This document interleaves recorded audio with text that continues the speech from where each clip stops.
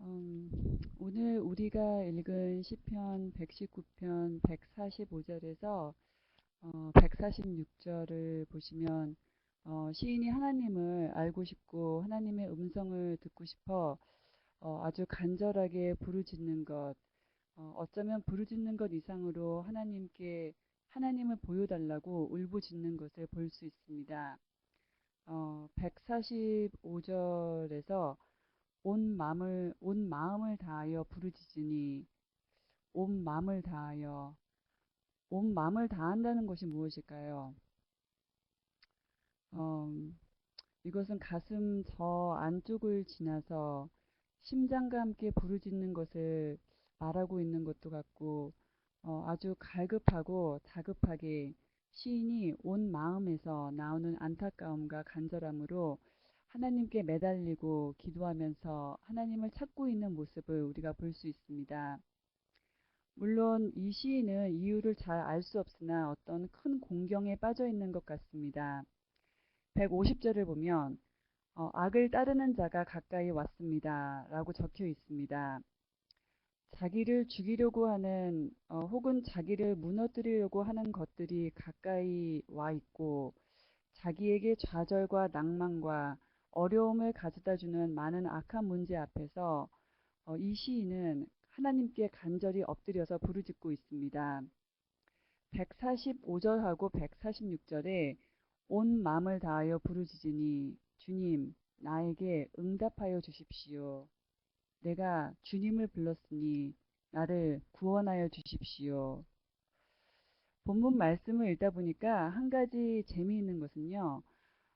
이 시인은 단순히 어렵고 힘든 상황이 견디기 힘들어서 하나님 저 살기 힘들어요.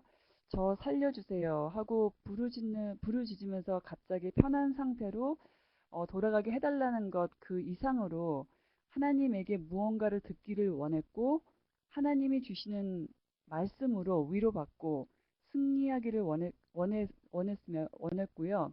하나님께서 알려주시는 그 말씀만이 모든 어려움과 악함과 슬픔을 이겨나갈 수 있다는 확신을 가지고 있는 것을 볼 수 있습니다.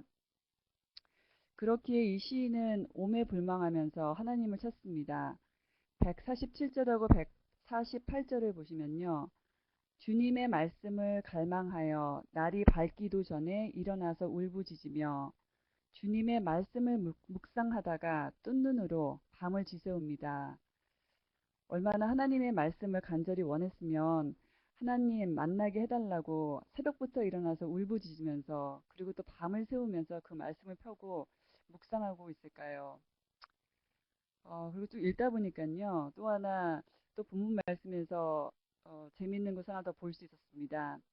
150절하고 151절을 비교해서 보시면 150절에는 악을 따르는 자가 가까이 왔고 151절에는 주님께서 나에게 가까이 계시니 라는 두 구절이 있습니다.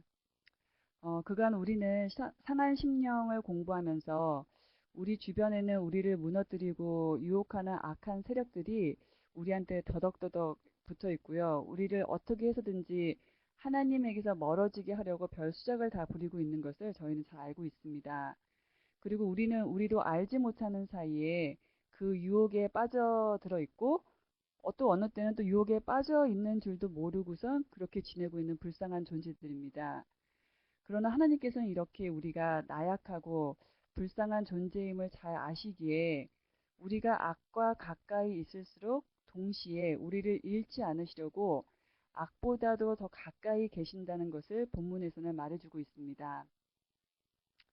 이 시인은 본인이 악이 너무나도 가까이 있어서 정말 아주 절망적인 상태임을 아주 구절구절 이야기해주고 있습니다. 구절구절 이야기해주는 가운데 여러 가지 단어들이 많이 나오는데요. 153절에는 고난이라는 단어가 나오고 있습니다. 그리고 154절에는 변호, 그리고 155절 악인, 긍휼, 157절에는 핍박, 대적, 그러한 단어들이 나오면서 이 시인은 주위를 둘러봐도 아무런 소망이 없는 바로 죽음 직전에 생명의 위협을 받고 있는 그런 상황 가운데 놓여져 있음을 알리고 있습니다. 그러나 이런 상황 가운데서도 시인은 하나님께 간절히 부르짖으면서 이렇게 기도합니다. 내 고난을 보시고 나를 건져 주십시오. 이 시인은 이런 어려운 상황에 악이 가까이 와서 짓누르고 있는 것을 보고 있는 것보다, 그러니까 악을 막 이렇게 보고 있는 것보다요, 하나님께서 오히려 더 가까이 이 시인을 붙들고 있는 것을 정확하게 알고 있었던 것 같습니다. 그러면서 오히려 이 시인은 하나님의 말씀을 사랑하고 있다고 이야기합니다. 159절에서 주님의 법도를 따르기를 내가 얼마나 좋아하였는지, 그 영어 성경으로 보면요. Consider how I love your precept. love라는 단어를 쓰고 있습니다. 하나님을 찾고 말씀을 통해 만나주시는 그 하나님을 이 시인은 너무나 잘 알고 있기 때문에 하나님과의 만남을 사랑하고 있습니다. 하나님과 기도로, 말씀으로, 친밀한 사귐으로 들어가는 것을 어떠한 의무감이 아니라 어떤 좀 이렇게 의식 그런 행위가 아니라요. 정말 정말 사랑해서 그때마다 말씀해 주시는 그 하나님을 알았고요. 그 하나님을 이 순간 너무나도 간구하고 있기 때문에 내가 이런 상황에서, 이런 어려운 상황에서 대적과 핍박의 어려움이 있지만 이 순간에 하나님께서 가까이 계시고 알려주시는 그런 말씀만이 이 상황을 이겨나갈 수 있다는 것을 정확하게 알고 있었던 것 같습니다. 154절에도 보면요. 내 변호인이 되셔서 나를 변호해 주시고 이 시인은 하나님만이 자신을 변호해 주시는 분임을 잘 알고 있습니다. 156절을 보시면요. 이 시인은 하나님이 긍휼이 많으신 분임을 알고 있었습니다. 159절에는 하나님이 인자하신 분임을 잘 알고 있었습니다.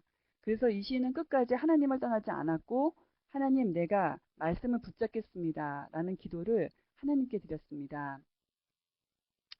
어, 오늘 우리도 이 시인의 기도처럼 어떠한 상황 가운데서도 오늘 하루 내가 말씀을 붙들고 정말 말씀을 잊지 않고 말씀을 떠나지 않고 말씀을 사랑하는 하루가 되시기를 간구하시면서 그때 하나님께서 나를 도우실 줄을 내가 믿습니다. 라는 기도가 저와 여러분들의 기도가 되시기를 주님의 이름으로 축원합니다.